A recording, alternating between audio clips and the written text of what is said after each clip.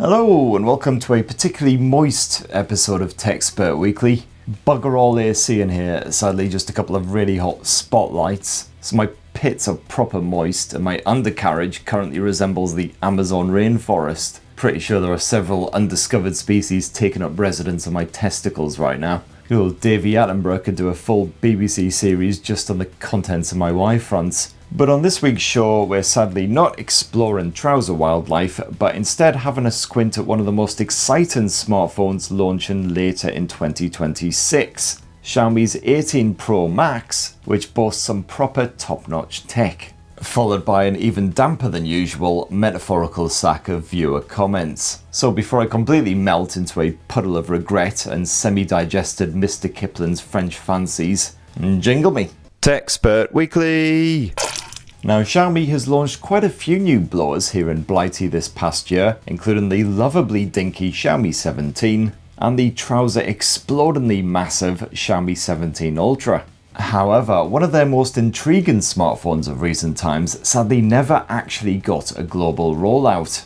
I'm banging on about this here Xiaomi 17 Pro Max, with its somewhat decadent second screen slapped on the arse end, plus some top-end specs and a quad 50 meg camera setup. So let's cross all of our fleshy bits that the rollout situation changes for its successor, which has already leaked excessively online. The Xiaomi 18 Pro Max is expected to go official shortly before Jesus' birthday, boasting several upgrades, including an even bigger second screen, which has apparently now grown from 2.9 inches to around 4 inches. And that would make it the same size as the Razr 70 Ultra's cover screen, which was just about big enough to comfortably use for messaging and piddling about in various apps. I mean, you could even play Wuthering Waves on the thing if you really wanted to, although frankly it makes about as much sense as those weird buggers who spend ages getting doomed to run on a calculator or a smartwatch, or a vibrating butt plug. Good old anus doom, certainly my preferred version.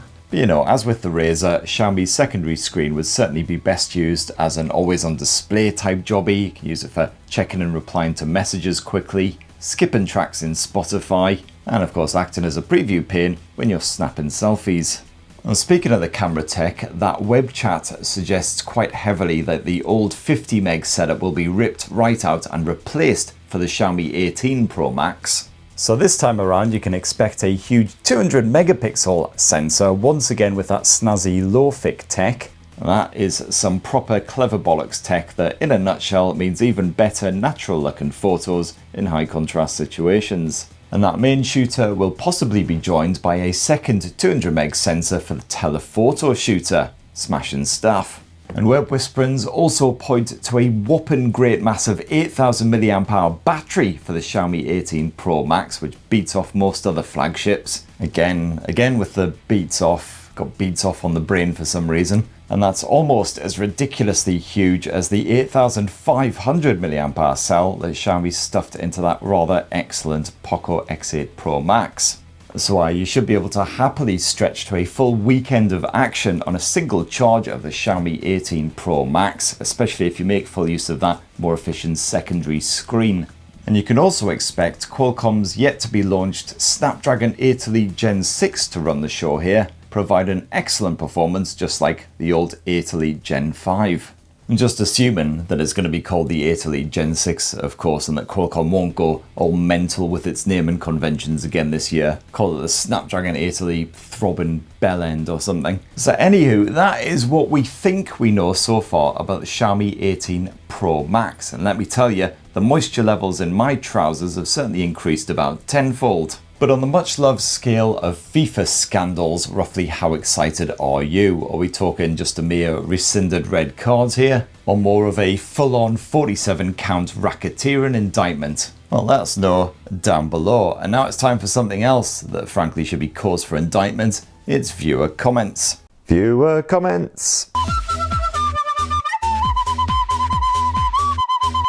So let's start this week with Ian Mann. You read Ian, who says, "Is this the cesspit?"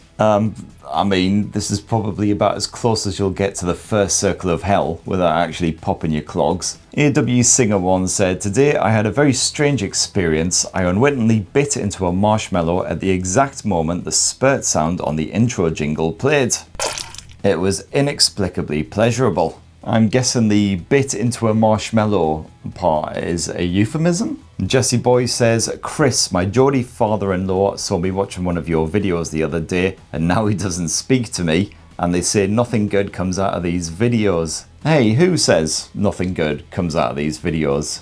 Oh, I guess pretty much everyone, right? Human Being 2017 says, "On my eyes playing with me or his Uncle Spurt using a Huawei P20 Pro to read the comments." Classic. Keen eyes, my friend. I was indeed using the Huawei P20 Pro in last week's episode. I'd award you some sort of prize if I had anything worth giving at all. I'd say you've won my eternal admiration and respect, but that's probably about as meaningful as when a chimp in the zoo hoys its own shit at gawping kids. But yes, I did indeed return to the Huawei P20 Pro last week, one of my favourite all-time smartphones.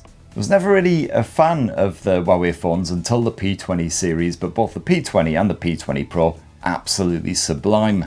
Absolutely the best pairing up since Fish and Chips, or Bert and Ernie, or your mum and every single squad member of Hartlepool FC. Anyway, my full Huawei P20 Pro 8-year re-review / nostalgia wankfest is live right now on TechSperts. Go check that out if you fancy proper bit of classic back in the day action. Next up, Amsamorn99 says, "Thank you to Sam Altman, now I have to pay more for my next phone." Yeah, I mean, I don't like to speak ill of people. Actually, that's a complete f***ing lie, I absolutely adore it. But that Sam Altman really does seem like a greedy, soulless wee bag with all of the charm and moral integrity of a pubic crab. Anyway, I really don't want to have to bang on about AI and the inevitable fast approaching shit show and all that bollocks in this video because God knows I have to talk about it more than enough in my other videos. Iron59E says, "How did you start out reviewing phones on YouTube for a living? It's my dream job since I'm autistically obsessed with phones, so I'd like to know how you started out to make it seem more attainable from the perspective of a broke teenager." I did give the full story, I think, in a previous episode, but God knows when that was, so I'll just repeat myself. So kiddies, a long time ago, when your Uncle Spurt was only a slightly decrepit alcoholic who maybe only pissed himself in public once or twice a month, you used to have a proper, actual, real job, just like a real boy doing boring IT shit. But then one day, for convoluted reasons that I really can't be bothered to go into here and now, I ended up covering a launch of a video game, Left 4 Dead 2 I believe it was, for an online blog. Anyway, the gig didn't pay anything, it was more of a favour than anything else, but it was taking place in a London pub really close to where I work, so I said fine, went along, got there, immediately went to the bar, tried to pay for a pint of Stella. This is how bloody long ago this was. There wasn't any of that crafty beer bollocks around. Stella was actually the most premium option there. But anyway, I tried to hand over my money and the bartender was like, "Oh no mate, it's a free bar all night." Now I don't really remember much about the actual game itself or indeed what transpired that night. All I remember is that I woke up the next day with a stinking hangover, a surprisingly full wallet and a brand new life goal. I wanted to be a journalist and go to all of the free bars forever and actually get paid for that shit. So after 2 years of studying, I managed to get myself a gig at Future Publishing with What Laptop magazine. I then went on to edit Mobile Choice magazine. I got myself a gig at Racombu, where I was finally eventually canned in 2018. You know, fortunately by then I'd been doing the old tech journalism for over a decade, so I had a big thick book of industry contacts. So set up this channel, got a lot of stuff in for review, and started spaffing out videos where I spoke far too quickly. Forget spunking out a cool grand on the latest iPhone or Galaxy if priority one for you is a decent camera. These days you can get a sharpshooter absolutely packed with great features like 4K video recording and that indispensable portrait mode for less than a third of the cost of those big boys. Honestly, in every single video it sounded like just beforehand I'd been bobbing for speed in a bucket full of coke. Anyway, that in a wee nutshell is how I became a YouTube tech twat. What I would say is if you want to fast track it, just take the path that most of the YouTube follow. Have super rich parents who buy you all the shit you need and support you so you don't need to get a real job. Seems to work pretty well for some of the big lads. So last week, the hot tech chat was all about Vivo's X Fold 6, one of the snazziest looking foldables of 2026, hopefully rolling out globally soon. So High Rose says, I don't think this one will be easy to get where I live, or indeed where anyone basically lives, but damn, they keep getting better. I am possibly getting a wee bit jaded, but quite a lot of new smartphones do seem like incremental upgrades over the predecessors at best, but certainly the Vivo X Fold 6 seems to improve on the old X Fold 5 in quite a few different ways. So I'm actually kind of looking forward to Samsung Galaxy Unpacked. They've announced now it definitely will be on July the 22nd, and your Uncle Spurt got an invite, fools. So if there's a free bar there, that'll be absolutely smashed to bits. Yeah, looking forward to checking out that all-new wide Ultra Fold. See how different that is from previous bendy blowers from Samsung. Hawaii85 said, just saw the price of my country. With that price, I can buy myself 2.5 motorcycles. So where you are, then basically the X Fold is incredibly expensive, or bikes are just cheap as chips. Hardpart6080 says, good lord, that's a big one. A fine double entendre, sir, even better considering your username. BJ Wakey says, this looks foxier than that caramel cartoon Cadbury bunny from my youth. God yes, I remember those ads all too vividly. Gotta admit, they didn't make me rush out to buy a Cadbury's caramel, but they certainly bloody made me rush off to the toilet in a hurry. And Doors Open says, Spurty, one day after ordering the Magic V6, you give me FOMO for something entirely else. Well, bugger. I mean, the Magic V6 is bloody great as well, so seriously don't stress it. And Merville3 says, you and Vivo, why don't you just go and marry Vivo then?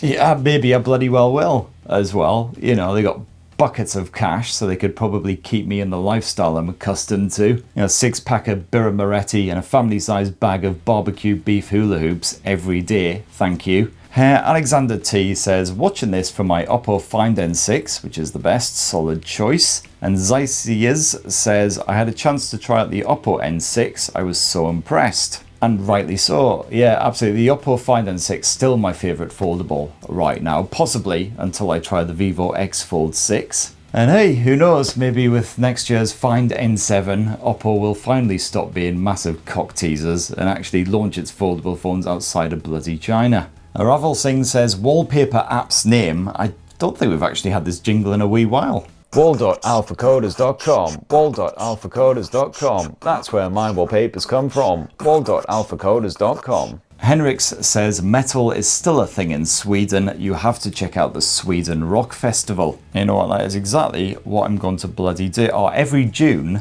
Right, so missed that one for this year then. No way, I'm going to torture myself by checking out what this year's lineup was. It actually looks pretty good. Looks like a good mix of sort of classic rocky bands and a couple of sort of more up and coming efforts. Iron Maiden, Joan Jett and the Blackhearts, Foreigner. Oh man, Social Distortion, bit of Throne. I do like a bit of Throne. Bit of Trivium as well. Sorry, I'm just reading out band names now. Highly exciting content. That's an excuse to try and get there next year. Certainly I will bung it in the calendar. Etienne Sharp clearing up what the Wimpy Bender was. Apparently it's a circular Frankfurter thing, which has long since been renamed the Bendy for obvious reasons in the UK. Do love me a bendy sausage in a bun. Mythic Suns says, in light of Sony's recent decision, I'm betting that their future Xperias are going to be 100% digital. Just in case you missed it, this is the news that Sony is rather tragically ditching physical media entirely for its consoles going forward, so no longer will you be able to purchase an actual physical disc to bung in your PS6, 7, etc. It'll all be digital downloads. So now every time you spend 60, 70 quid on a PlayStation game, you won't actually own that game properly. It's only around as long as the servers stay active. So I just like my old nan, they're only around until someone pulls the plug. But admit this is the last one because I'm bang out of time. Jedi Polar Bear says, I do love a bit of ABBA. I always had a semi for the blonde one. What was his name again? The one with the beard. I will hold my hands up and fully admit I do not actually know the names of any of the ABBA members. Blonde one with the beard, I'll take a wild stab and say Kevin. I could just look it up. on my magical phone, of course, but oh no, bugger, we're bang out of time again. I guess I'll just have to live in suspense forever. So massive thanks to everyone who commented last week.